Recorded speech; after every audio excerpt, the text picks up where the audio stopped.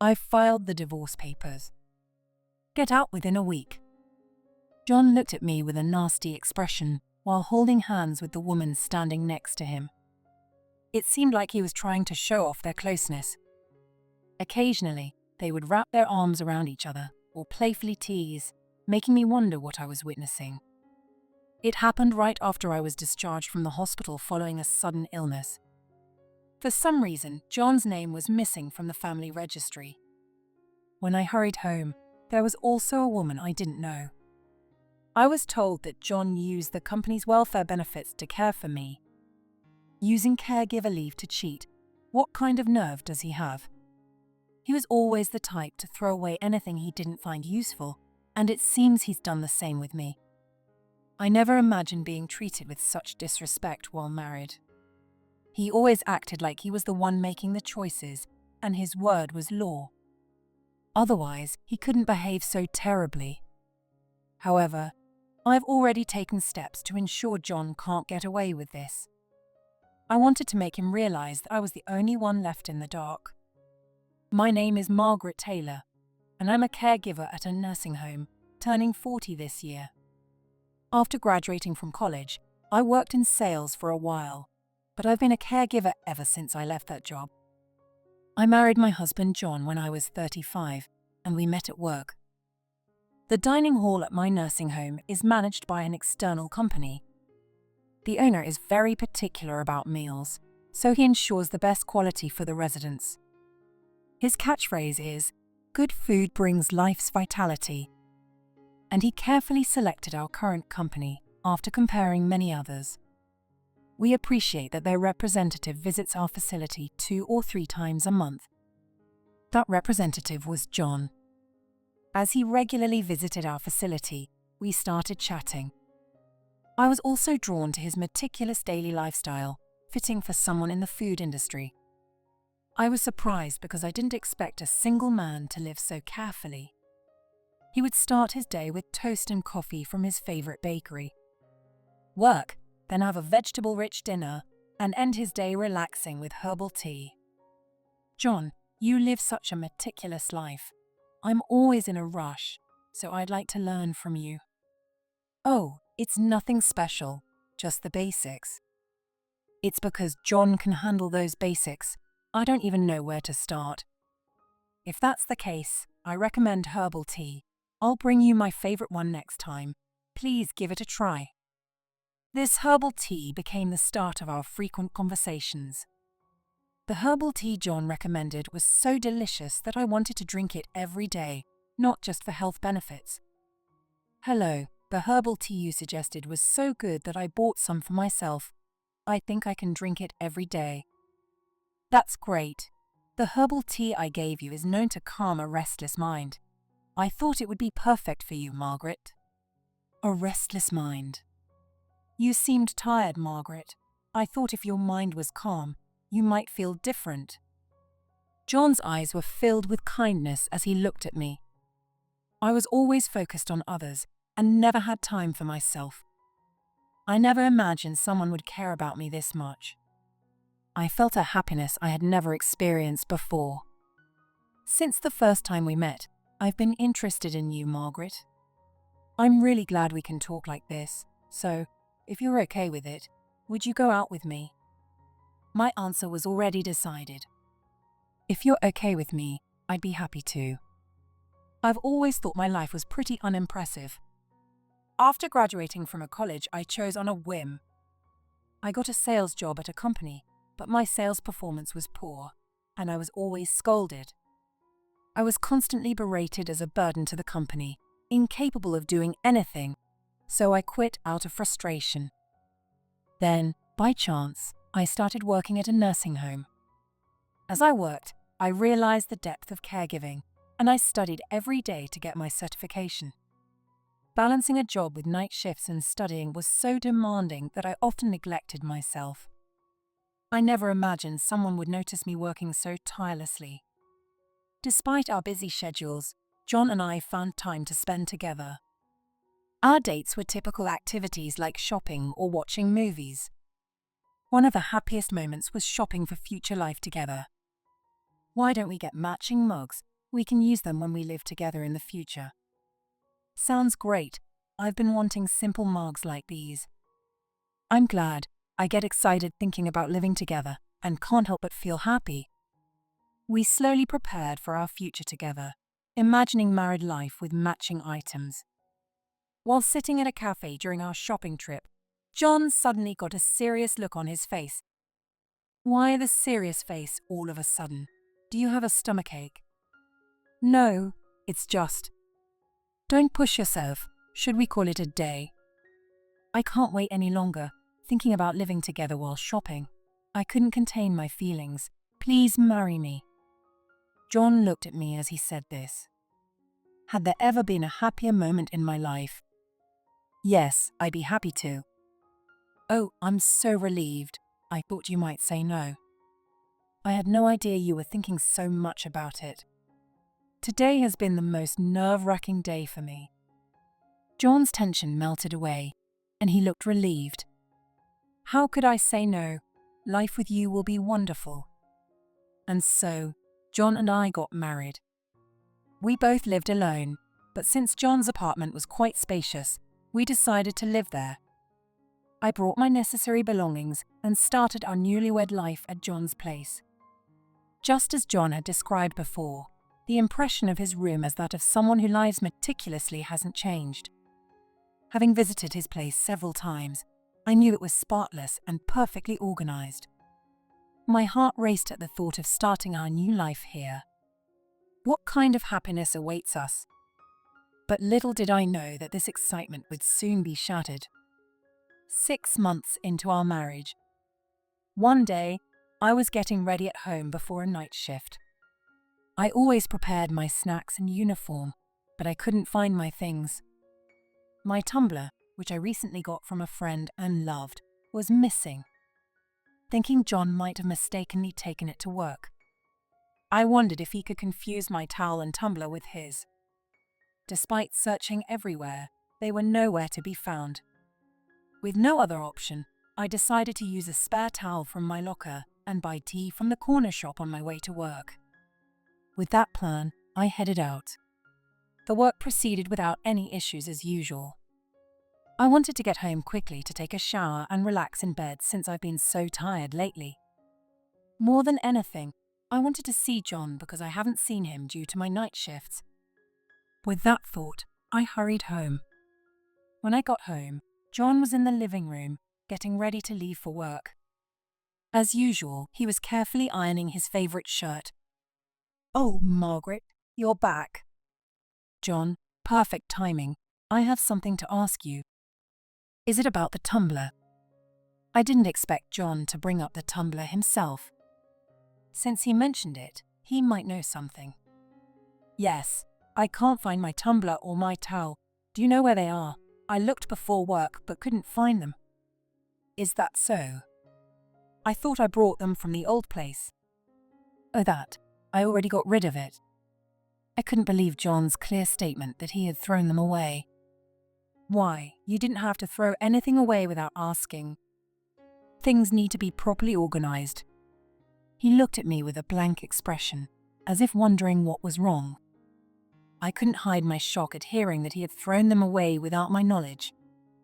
The tumbler was a birthday gift from an old friend, and it had sentimental value, so I couldn't stay quiet about it. John sighed and looked at me. I can't believe you'd use something so tasteless, Margaret. I got rid of things you didn't need, and this is how you react. His expression, suggesting he hadn't done anything wrong by throwing away my things, made me furious. But I was so angry about my precious items being discarded that I couldn't find the words to respond. Is that all? I have to go now. Oh, and make sure you organize your stuff properly too. What did he mean by unnecessary things when we got married and moved? I had already decluttered to ensure our new home wouldn't be overwhelmed with my belongings.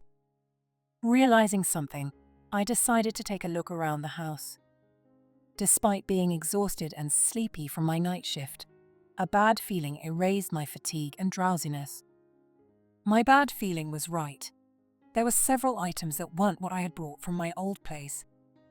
The clothes, shoes, bags, and accessories I bought when I was single. At a glance, I couldn't tell exactly, but it seemed a lot had been thrown away. I couldn't believe someone would dispose of another person's belongings without permission. I had carefully selected and brought only the essentials for my new life with John. Honestly, I didn't have that many personal items, and I wasn't messy. Yet he threw things away without asking. From what I could see, he had disposed of items with bright colors or character designs. He probably got rid of things that didn't match his taste or the decor. If he had just said something, I would have considered whether to keep them. Why do it without asking? I was too shocked to move, realizing my cherished belongings had been thrown away. Maybe it was my fault for not seeing that he was the type to throw away others' things. But still, doing it without asking was too much. I felt my mind going blank from the shock. I didn't know how long I sat there, but when I looked up, the sky was colored with the evening sunset. Had I been sitting here since I came home and discovered John had thrown away my things? When I checked the clock, it was almost 6 p.m. Realizing John would be home soon, I tried to stand up, but I felt dizzy. Honestly, I didn't have an appetite and couldn't think of anything to cook. While I was contemplating this, John came home. "I'm back. What have you been doing all day?" "Welcome home, John. I haven't been feeling well." "Oh, I see. What's for dinner?" He removed his suit and sprayed it, showing little interest in me.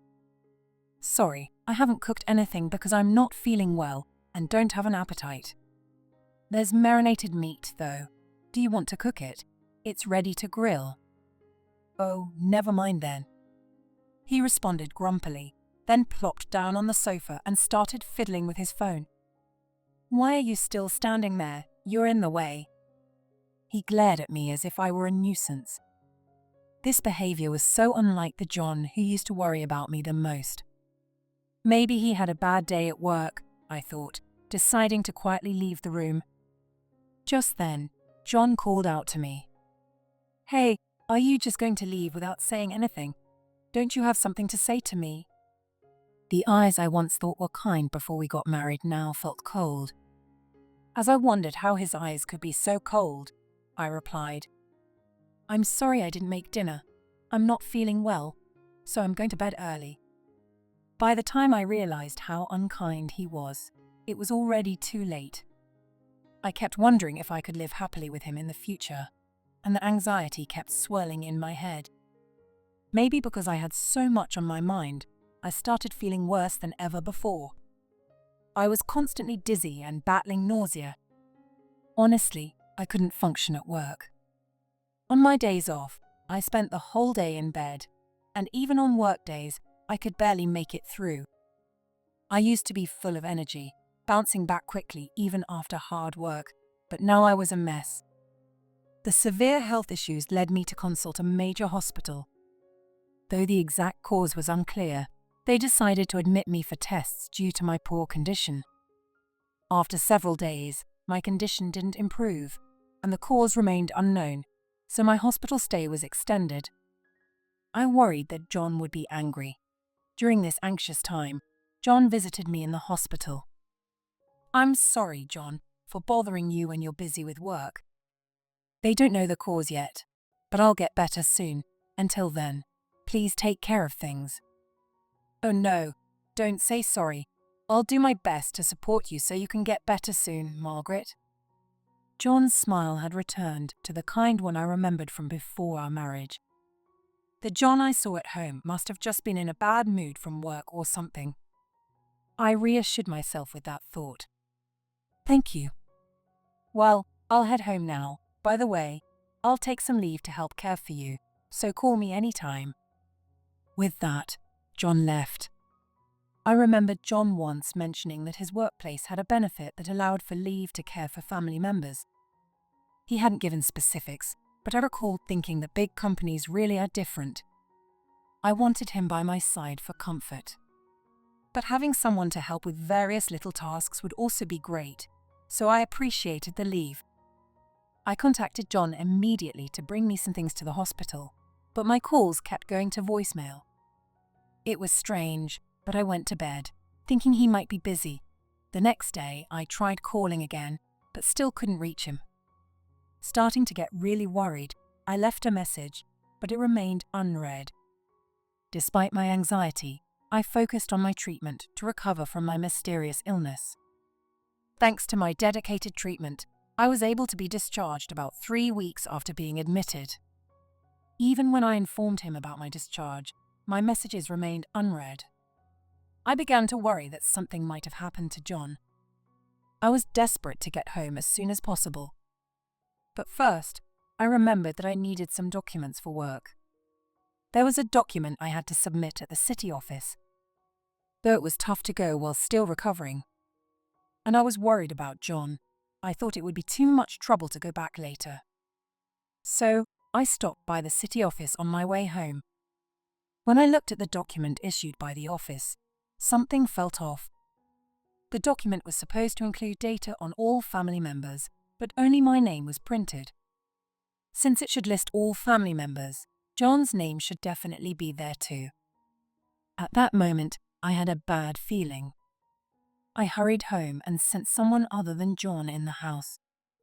There was a scent of perfume John never wore coming from the entrance. When I walked into the living room, I saw John with an unfamiliar woman. "John, who is she?" John turned around with a smirk, and the woman clinging to him spoke. "Is she the person John mentioned?" "Yeah, but it's all good now." I had no idea what he meant by all good now. Some part of me was oddly calm, thinking this situation was just like something out of a drama. I was in such shock that I accidentally dropped my bag. The documents from the city office fell out. I gathered my thoughts and decided to ask John something. "Who is she, and why did the document from the city office only have my name on it? Do you know anything about that?" John replied with a smirk.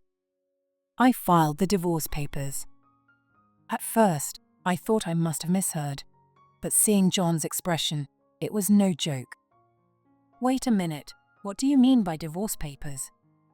"Exactly what it sounds like. I don't need a failure like you. It's only natural to get rid of what's unnecessary." He sneered at me. "I thought life would be easier after marrying you, but it's not at all. And now you're hospitalized with no clear discharge date. That's just insane. Really, if it were me, I couldn't just abandon John like that. You have to let go of a dead weight. Get out within a week." Sarah laughed loudly, pointing at me.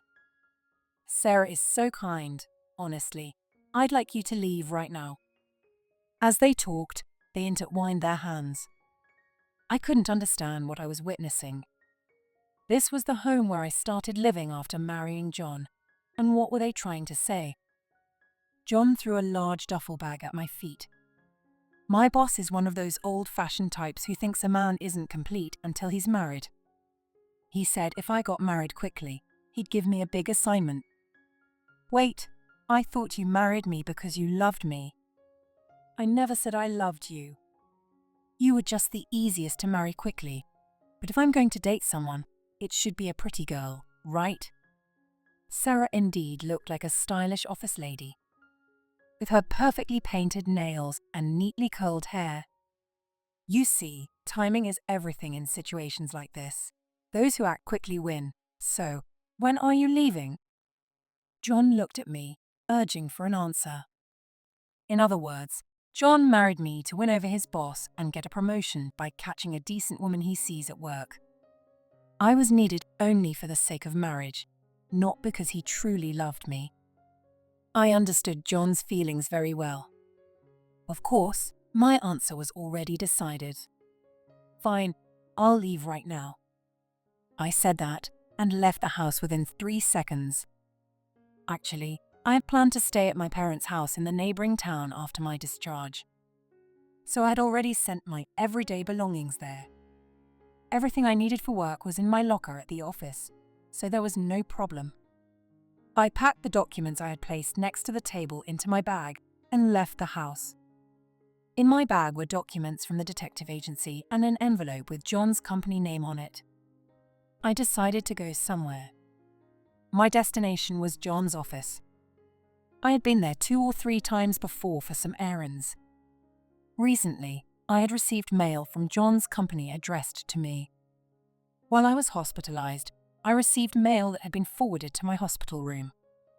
The envelope addressed to me contained several documents needed for family caregiver leave.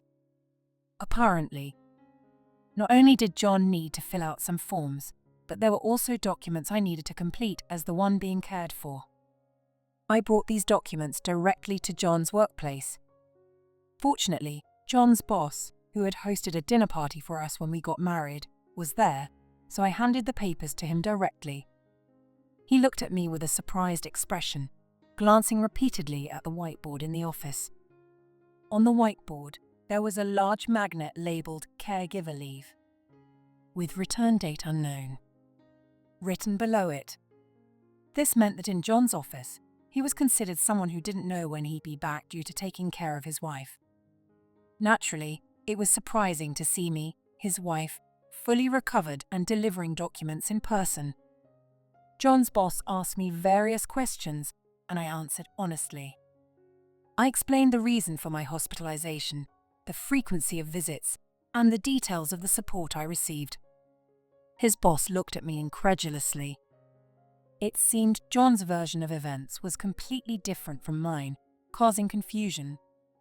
However, after comparing my medical certificate, hospital receipts, and the number of days John took off, he concluded that I was telling the truth. Then, I submitted one more document. When I handed over the divorce papers, John's boss was speechless. A person who claimed to be taking leave to care for his wife, who was part of his family, was actually divorced. His boss couldn't stay silent about this. He explained that the company viewed this as no different from skipping work, and that some form of disciplinary action was inevitable. Indeed, what John did was completely skipping work. On top of that, he cheated and took leave to spend time with his mistress, and filed for divorce without my consent. There was no way I could forgive him. After leaving John's workplace, I noticed dozens of missed calls from him. Just as I was about to put my phone away, thinking he might still have something to say, John called again. "You didn't say anything unnecessary, did you?" Suppressing the urge to snap at him, I answered, "What do you mean by unnecessary? No matter what you say, everyone will believe me over you. Don't get any ideas." With that, he hung up. John probably thought he was warning me. He seemed confident that I wouldn't say anything more. I went to a law firm to discuss my divorce from John and filing for damages due to his affair. I provided the evidence and details obtained from the detective agency and decided to claim damages from both John and his mistress. I couldn't allow them to take the best parts and then turn a blind eye to everything else. The lawyer acted swiftly, and within a few days, the documents for the damages claim had been sent to both John and his mistress. I received frantic phone calls from both of them. "What the hell is this about?" "Yeah, what are you doing? You weren't even the chosen one." Their yapping was like that of upset puppies, making my ears hurt just by holding the phone. "I'm just doing what's right. Did you think it would end without any consequences?" "Margaret, you're causing unnecessary trouble. How long have you known?" "How long? For quite a while. Even though I work night shifts, it was suspicious that we didn't see each other for days." "That's because..." "Did you think claiming it was work wouldn't make me suspicious? I'm the type who wants to know when things seem off. That's why I had you investigated." John was furious, and I could hear his heavy breathing on the other end. "You had me investigated. That's underhanded. Considering you were sneaking around with your mistress after we got married, I think it's you who's in the wrong. She's from one of your company's clients, isn't she? Who Sarah is doesn't concern you. If anything happens to her, I won't forgive you." He still seemed to be living in a fantasy world, unable to grasp his current situation. "Do you really have time to worry about others anyway? Just don't cause trouble for anyone else." There was another problem. Sarah, John's mistress, hadn't paid a cent of the damages, Did she think she could get away with not paying if she stayed quiet? Or did she genuinely believe she wasn't at fault? Either way, I couldn't let it go. Determined not to suffer in silence, I consulted my lawyer again. We decided to garnish Sarah's wages. With her wages garnished, her workplace probably discovered her affair. I received a barrage of calls from Sarah. Answering the calls was bothersome, but I didn't want to prolong the issue, so I finally picked up. "What do you think you're doing? Because of you. Everyone knows, and I'm about to get fired." Apparently, her affair had been exposed, and she was being ostracized at work. Both Sarah and John, despite working at different places, were given two options: transfer to a remote branch or resign. Well, it's no wonder. Having people who cheat at work ruins the workplace atmosphere. They just need to choose between transferring or quitting. No way, I can't live in the countryside. If you hadn't said anything, everything would have been fine. You really think it would have stayed that way? I asked Sarah, genuinely curious. Of course, I'd get married. John would be happy to marry me, and everything would be perfect. I felt a bit of pity for Sarah. In some ways, ignorance can be pitiful. Do you honestly believe that? What makes you think he won't cheat again? The power of love, obviously. I don't need you to tell me that. Enough. If you want my leftovers, go ahead. Just don't think you can skip out on paying the damages. With that, I ended the call. People who stray from the right path can't expect to find happiness. Thinking they could seize happiness through infidelity was a big mistake. Rumor has it that both John and Sarah are now living miserable lives. Feeling the stress of being ostracized at work, they both ended up resigning. After resigning, both John and Sarah found that their bad reputations followed them everywhere, making job hunting difficult. No one wanted to hire someone known for cheating, and they were struggling to find work. About 6 months after the divorce, John called me. "Hello, what do you want now?" "Hey, can I work at your place? I can't find a job anywhere, and I'm getting rejected everywhere. I can't make a living." "Isn't that because you did something shameful that you can't even admit to others?" "I thought maybe I could work at your place." I was so stunned I couldn't close my mouth. "Work at my place? Are you serious? Stop joking. You need to realize that this is all your own fault." John was clearly hurt by my words, and he hung up. Maybe I had never spoken so bluntly to him during our relationship or marriage. It felt good to finally say what I thought. I continued working at the nursing home. After my discharge, I spent some time at my parents' house, but I returned to work and am now enjoying living alone again. Working at the nursing home is always a learning experience, so it never gets boring. Even with qualifications and over 10 years of experience, no 2 days are ever the same, which makes the job stimulating. One day, I was offered a promotion. They had noticed my dedication to my work and wanted me to lead the team as a chief. Honestly, I had never taken on a leadership role before, so I felt both happy and confused by the sudden offer. However, I wanted to seize this opportunity and give it my best shot. Additionally, the results from my caregiver certification exam came back, and I passed on the first try. With this qualification and the promotion, I'll be able to earn enough to live comfortably on my own. From now on, I want to believe in my potential and take on more challenges,